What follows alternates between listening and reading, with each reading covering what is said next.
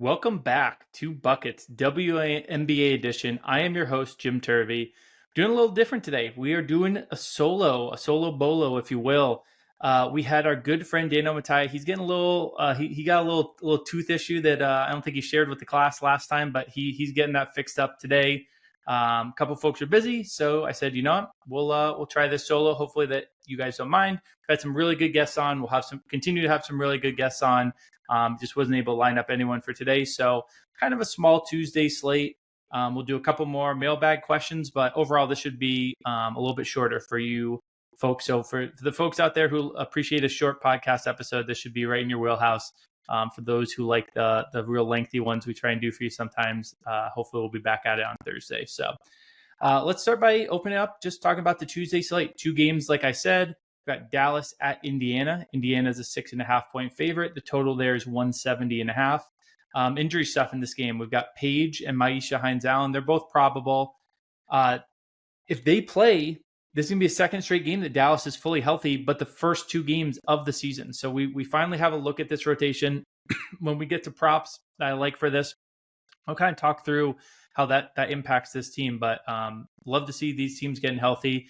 On the Indiana side, team that isn't super healthy. They are without Caitlin still, and as we saw a couple of games back, Ari McDonald and Sydney Colson both out for the season. They're really short on guards. That will also play a role in some of the bets we talk about later. Second game of the day, New York Liberty at Los Angeles Sparks. Sparks are 3.5 point dogs. Totals 178.5. Some of these Sparks totals lately have been really high. On the New York side of things, we have Stewie, Kennedy Burke, and Yara Sabally all still out. LA fully healthy. They've got the Dallas side of things where we finally get to see everyone healthy for LA. They've looked really good of late. Had a friend text and he even bet them to win title recently. So some buzz out there in LA. Hosting New York in what should be a really good game tonight, actually, if you're listening to this on Tuesday. We will get to the bets, but before we get to the bets, I do want to give the heads up that football season is here. We have got some huge improvements and updates coming in the Action Network app, the award-winning Action Network app. Very excited to discuss these in the weeks ahead, but to get the most out of the app, you'll still need to be an Action Pro subscriber. It's only with Action Pro you'll get real-time alerts from folks on the football side of things, obviously folks like myself for W, really across the board. Obviously lots of really good experts in there. Shout out Kyle Murray, my guy from Roto Grinders, coworker there. He's been killing it lately. Really nice to see him get a growing audience, very deservedly. He's really been doing well, especially on the golf side of things. I love me a golf bet. He's been doing well there. Right now, Buckets WNBA listeners can save $20 off the annual price of Action Pro. Just go to actionnetwork.com/pro. Use the code Buckets20. That's actionnetwork.com/pro. Use code Buckets20 for $20 off the annual price of Action Pro. Let's get into best bets here. I've got 2 player props for you. I've got De'Arica Hamby under 7.5 rebounds. I've got Kelsey Mitchell over 24.5 points plus assists. Got a couple leans for you as well we'll talk about, but let's start with these first 2 here. So Hamby, the look here, it's kind of a straightforward trend tethered to some solid logic behind it. So she's gotten under this in 5 of 6 games of the last 6 games. This is not just an arbitrary cutoff. These 6 games are the 6 games that Cameron Brink has been back. Cameron Brink, 6'6" player in the post. She's going to eat a little bit into Hamby's minutes. She's also going to eat, obviously, into the rebounding chances for Hamby. They don't overlap a ton. Brink still gets into foul trouble enough that her minutes have been kept down. But if there are games where she can stay out of foul trouble, she's going to eat in these. And even in the games that she has been saddled with fouls, Hamby has gone under this. The only game of late in those 6 games that Hamby went over was the game, that double overtime game against Seattle a few weeks back. Man, the LA Seattle, we got to get them playing like every night. Those have been some awesome games. LA came out on top in both. Not great for our Seattle futures, which looked like a lock for a bit. A little dicier now, but overall, really fun games to watch. But Hamby, with Cameron Brink back, these rebounds are an under look. It's not really even too juiced to get that under 7.5. So that's going to be my first best bet. Then Kelsey Mitchell in the other game, over 24.5 points plus assists. This was a look I was debating going for last game, got cold feet at the last second. Really wish I had. She had a really big game, especially on the assist side. I want the points plus assists here. She had a 31.1% usage last game. Again, not just an arbitrary cutoff. This was the first game without Ari McDonald and without Sydney Colson. Obviously, Caitlin Clark still on the sideline. They really only have 2 guards. It's basically her and Lexi Hull. she had a lot of minutes and she had a ton of usage. She had a 44.6% assist rate as well. The offense was really running through her. It was kind of a new look. We got a lot of Chloe Bibby, who's another forward, but really off the bench, they really don't even have guard options. So they are bringing in some folks that hopefully they'll get to kind of help, mediate that a little bit. But I think the offense looked really good last game with Kelsey kind of at the, soft point, kind of leading the break a little bit. We're back to the Alice wings with no D because for a minute there they were flashing some signs of improvement, but this really is back to that Dallas team that just doesn't play any defense. They've allowed the most points per game since the start of July. Points and assists, obviously two ways to attack that kind of a defense. So we're going to go over Kelsey Mitchell, 24.5 points plus assists. The other two leans I had are both in that Dallas game as well. Both kind of playing off the same idea that with Dallas, the full rotation back, we're going to see minutes crunch for certain players. When I was here on the Friday pod talking with Calvin, we talked about the possibility of a Haley Jones under on her points.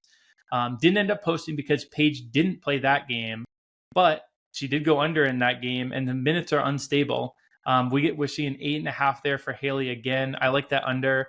Her minutes bumped back up a little bit last game, but I just think kind of blind betting some of these Dallas unders is going to be profitable because there's going to be all this roster crunch. We saw Maisha Hines-Allen play a lot of minutes in her last game. She's probable again, and what should be a pretty decent matchup for her against someone like Natasha Howard.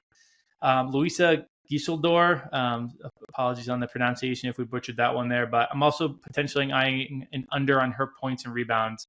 She managed to score a decent amount last game, but her minutes were way down and her rebounds were way, way down. So again, this is a crowded Dallas front court. You've got Lee Yuru as well, who saw her minutes decline. We don't have any props for her, but any of these Dallas ones outside of Paige is going to play. Arike is going to play. I don't mind Arike unders just because with everyone back, things are a little wonky and I could see her usage getting into, but especially these Dallas role players, I'm be looking at some of their unders if they're going to offer them to us at decent prices. So that's the run of Slate for Tuesday. Like I said, only two games, only two bets, a little quicker without a guest today, but I don't want to let you guys out of here in 7 minutes. It's a little too quick for me. I like to stretch it out a little bit. So we're going to tackle some of the mailbag questions. We're still working our way through these. These have been awesome to go through and kind of help me have content to talk to folks about and kind of know what people are interested in.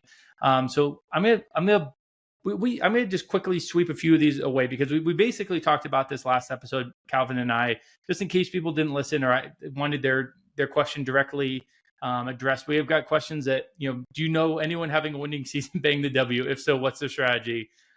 With player prop questions about, is there a way to beat player props right now? We had, why is betting the WNBA so hard right now?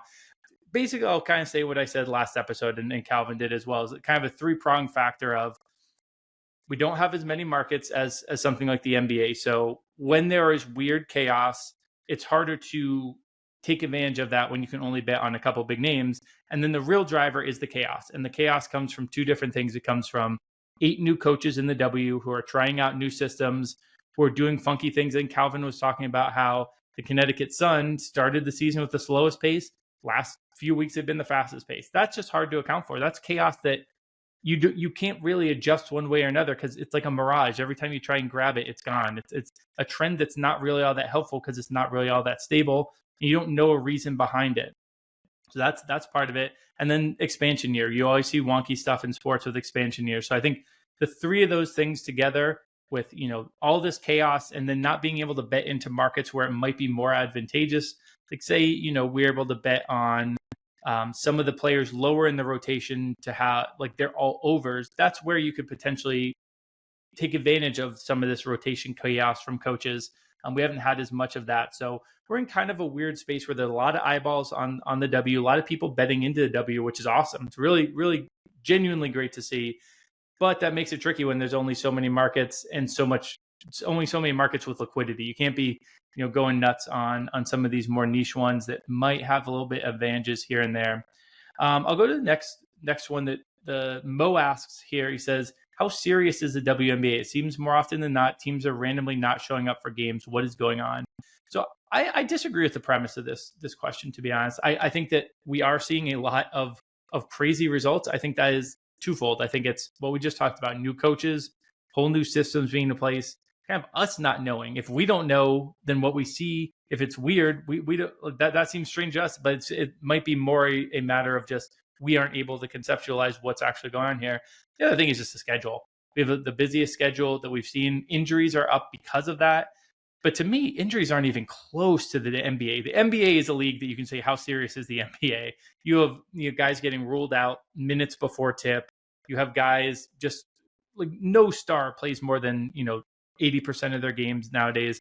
WNBA, if they're injured, they're injured. There's really not a whole lot of shenanigans.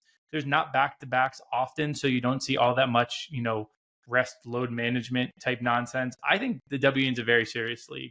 I think that they are at risk of pushing their athletes too much and getting to the point where they do have to do some of the stuff the NBA does. So even with the NBA, I struggle to use that word, like how serious is the NBA, because they are it's the result of the schedule that they have in front of them. So I don't really think that, and then maybe they weren't asking in a slanderous way. It kind of comes across as a slanderous way when you're saying like, how serious is this league? But I think the WNBA is among the top in terms of, taking games serious night in, night out. You might have results that are crazy, like the Sun beating the Storm and stuff like that. But I don't think that's a level of seriousness. I think that's just basketball. Sports in general are variant. Look at the MLB. If, I think the Pirates 2 years ago swept the Dodgers at plus 250 or more every single game in a 3-game series. Was that not being serious? To the degree that 162 games is a lot. And, the WNBA is 40, but it's a lot more active game participation. So I don't think that framing it as, not being a serious league is necessarily the way I would go with that. Dakota asks, thoughts on the Sky signing Sevi Uzun. Does she feel like a good fit in Marsh's system, and could she be the answer to their point guard woes? And this question came in 2 weeks ago, obviously, so we've been able to see how it has gone. And I answered this question, because I wanted to go through basically all the questions, so like maybe one or two that I'll skip. I wanted to answer basically all of them. And I promise that I'm not asking or answering this to dunk on Dakota, because I've done this 100,000 times. I'm more doing it to show how difficult it can be to project out. She's averaging 4 points, 1 rebound, 3 assists, and last game she played 4 minutes a game. So I agree. When she came in, it did look like an interesting move. They needed a point guard to come in. If you remember back when Danielle Alvari and I did our little predictions episode, I said that Ari McDonald would be the one to come to Chicago and kind of cure their point guard woes. I think it goes a little deeper than I think Tyler Marsh's system, at least as of now, what I have seen, has not lent itself to strong point guard play. I think that the problems in Chicago are a little deeper than, one player in Sevi who is interesting. I agree, but like clearly isn't on the level of a Chelsea Gray who he had in Las Vegas to kind of stabilize an offensive system. There's not, Chelsea Grays don't grow on trees. So I don't, it hasn't really panned out for her. And I think in Chicago, the problems run a lot deeper than being able to bring in kind of a run of the mill point guard and hope that that's going to change everything. Steven asks, what are your thoughts? Oh yeah, I paired two together here because I think this is, I put some of the ones here that I didn't think I was going to get to at any other time. And I didn't want to make my guess answer because I thought they were kind of maybe misleading, or I wouldn't entirely agree with the premise of the question. So I'll put these two together and I'll answer them. But Steven asks, what are your thoughts on DeWanna Bonner refusing to play and then switching teams to be with her wife? Marissa asks, is this the most toxic the WNBA has ever been? If not, when would it have been? These are two questions that I think I disagree with the premises of both. And I think that in both, narrative is a strong drug, and that we want to see patterns. This is a good life lesson. We want to see patterns in betting. There's a question we'll get to in a second that talks about this. We see patterns everywhere. We see, is this the most toxic WNBA? The toxicity is around the league. The league itself, I really don't think is toxic. And I think if you reframed it as seeing the conversation around the league, and now maybe to Marissa's credit, maybe that's what she means, is the conversation around the WNBA as toxic as it's ever been.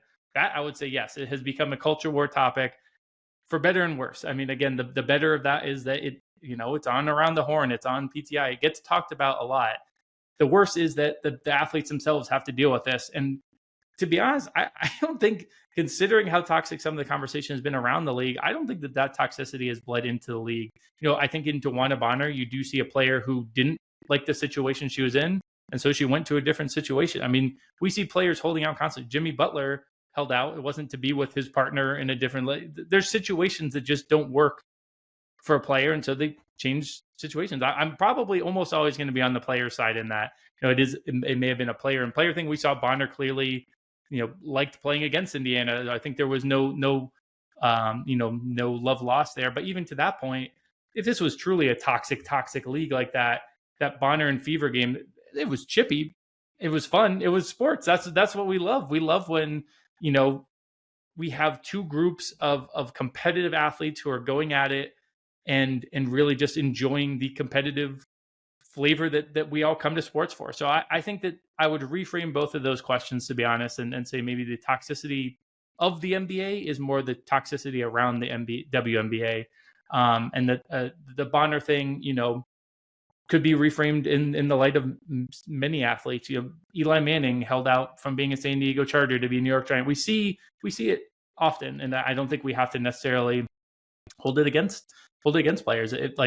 If in real life someone wanted to change jobs and work in a different city, I mean, if you break your contract, I don't think many people would be held to account for wanting to do that and wanting to go play with their partner. Sports are a little different, and I think people view sports as a different perspective because it is, playing a game, you get paid to play a game or whatever. But I don't know, I tend to side with the players on these types of questions here.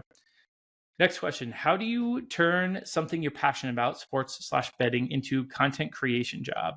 So I think the number one thing you have to do is be able to grind. So I'm in this position being a host of a show, which I really love being able to do.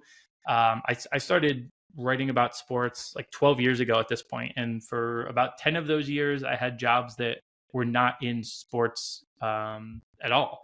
I had one job at a newspaper, and now I work for Roto Grinders, but this isn't even the full-time job here. The content side of it is something I love doing, but the main job is doing the projections over at Roto Grinders. So content, unfortunately, when we made the internet, we made it free and everyone got used to that. And that has led to many a difficulty in terms of people not wanting to pay for news and content in general. So I think a willingness to just do it if you love it. And if you put yourself out there, I would say that, building up a brand is really important, and kind of being able to attach yourself to one thing and be like, this is what I'm an expert at. This is what I'm really good at.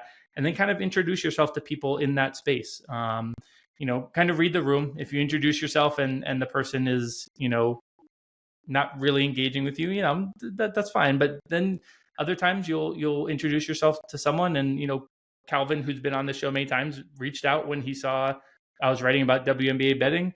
He and I now do a lot of betting together. We're obviously we do shows together a lot. So sometimes you can, get great friendships or content or whatever it may be that you want out of that from these introductions. So I would say, build yourself a brand, reach out to people and kind of read the room, and don't press it if it's not there naturally. And then be willing to do it for a long time, just as kind of a hobby or a love, and then hope you get a little lucky, and that you can be appreciative if things break right for you. Aaron asks, if you could start a franchise tomorrow with any current player under 25 not named Caitlin Clark, who are you picking and why? So we went through some of the questions there that, maybe weren't as WNBA betting specific, or that I was kind of, clearing house on to get to all these questions. But I think this is a really fun one to end on. This will be our last one of the day, and then we'll get you out of here with a nice tight episode. But shout out to the sixth podcast of the year, one of my favorite listens. They just did this list in general. So I have a top 8. So I'm not even just gonna have a single player, because their podcast prompted me to send a message to Danny and Calvin, our friends over there at Bet She Wins, and kind of talk through who the best current players under 25 are. So I'll include Caitlin on this list because I actually think it's interesting, because I don't have her first. And so I'll kind of talk through that a little bit. But if I could pick a player to build around right now, here I'll read the names and then I'll go into a little bit more about the order I picked and why. I would go with Paige Beckers, number 1. I'd go with Aaliyah Boston, number 2. I'll go with Caitlin Clark, number 3. I'll go with Dominique Malonga, number 4. Cameron Brink, number 5. Shakira Austin, number 6. Sonia Citron, number 7. Angel Reese, number 8. So I think the most obvious question that listeners would have for that list is why Paige number 1 and why not Caitlin number 1? I think there's a couple of factors here. So I wrote an article for Action around the time Caitlin was entering the league. This was when she was at Iowa. And we knew she was going to be the first pick. We knew she was going to be at Indiana. with the Fever, and I wanted to see if the comp that I made, and I always try to do better than I like to do cross gender, cross racial, all that stuff. But to me, the most obvious comp for Caitlin is Luka Doncic. And if you listen to Buckets NBA, you know that I am a longtime Luka Doncic skeptic. I think that his version of basketball doesn't really translate to titles. Now, again, this is a guy who's been in the finals. If you get in the finals, one thing can happen, and then you are a title winner. But Luka is always underrated on these lists by me, at least compared to the normal public, who would probably have Luka Doncic, if not the first, second, or third, like at least top four to build around in the NBA version of this. I see the same with Caitlin. I struggle to see, Indiana has done well this season without Caitlin, and I don't bring this up to denigrate Caitlin. Caitlin's third on this list. Caitlin is awesome. I'm using this framing only because I think people will be surprised that she is third. I do think that kind of heliocentric offense does stunt the growth, and not even the growth, that just stunts. It like artificially inflates an offense to look better than it really is. And in big moments, often those pieces that they've only touched the ball to they don't even get to dribble. It's all Caitlin, right? And in those big moments, at those times, those can kind of stall out at times. We're also seeing some injury stuff with Caitlin. We've seen plenty of injury stuff with Paige as well. So I don't think that's necessarily my line of demarcation, but Paige is incredibly efficient. We're seeing as good, if not better, numbers from Paige in her rookie season. She's 1 year younger and she's currently healthy. So I think all those factors to me are push Paige a little bit ahead of Caitlin. And then Leah Boston, this is still a bigs league. This is a league where the best player on championship teams are often the bigs. We saw John Cole Jones win finals MVP. We've seen Asia Wilson wins finals MVP. Aaliyah Boston, by the advanced metrics, has been one of the 5 best players in the league the last 3 seasons. She basically came into the league and was at that level. She stabilizes a defense. We've seen Indiana's defense this year, with and without Caitlin, be a very good defense. That's thanks in large part to Aaliyah Boston. She's one of the best overall defenders. And again, it's kind of the inverse of Caitlin. And I don't say this to crap on Caitlin, because I love Caitlin's game in many ways. I just like a player who is much more additive. Everything Aaliyah Boston does on the court is additive. Caitlin has some things that take stuff off the table. Her, how much she has the ball in her hands. She turns the ball over a lot. Now, again, that's within an offense where she is touching the ball a lot. So, of course, she's going to get the turnover. So I don't want to double count that as a negative against her. But between the defensive side, Aaliyah Boston can do it on both sides. Now, are Caitlin and Aaliyah, Caitlin gets a lot out of Aaliyah offensively, 100%. So I don't think that's lost on me either. Like, Caitlin creates much more offense than Aaliyah Boston's ever going to be able to create. But I love the two-way potential of Aaliyah Boston. She's 1 year older. These 3, you really can't go wrong with these 3. And I think that these 3 are in a tier of their own. So I'll move on from those 3. I'll talk about the next 3. I think are actually kind of another tier of their own. It's 3 bigs, 3 centers, 2 very similar in my mind, and 1 kind of a little bit different. It's Dominique Malonga, Cameron Brink, Shakira Austin. I had Dominique Malonga a little bit lower before about a week ago. If you've been watching these Seattle Storm games, it's kind of been the Dominique Malonga arrival. She kind of looked overwhelmed for majority of the season. The last few games, she has looked like the future of the league. She has the height, she has the footwork, she has the shooting touch, and she has the intelligence. She came in, we knew she was going to be a smart, quick to learn player, and we have seen the growth, that intelligence, the ability to learn the game stateside in the last few games has been incredible. So I had her below Cameron Brink and even below Shakira Austin before a couple of games ago. This could be prisoner of the moment. This could be, a 2-game stretch in a rookie season where she then hits a little bit of a wall once people figure her out. I think she has to, ironically, get a little better defensively. That was what, everyone sees a 6'6", intelligent player and is like, that's going to be the best defender in the league. I've seen some holes on that side of things, but the offensive skill set and the potential here. I mean, the youngest player on this list, I believe probably the biggest wingspan. Maybe Cam Brink has her by like an inch or something, but certainly the type of player who can anchor a defense. I've been texting our guy Brian Fonseca there like every other night, because he was at the head of the chart for Dominique Malonga for like before she even got to W. Before I had heard of her, he was like, keep your eye on Dominique Malonga, and he was right. So I've been texting him a lot because she has arrived and it's been fun to watch.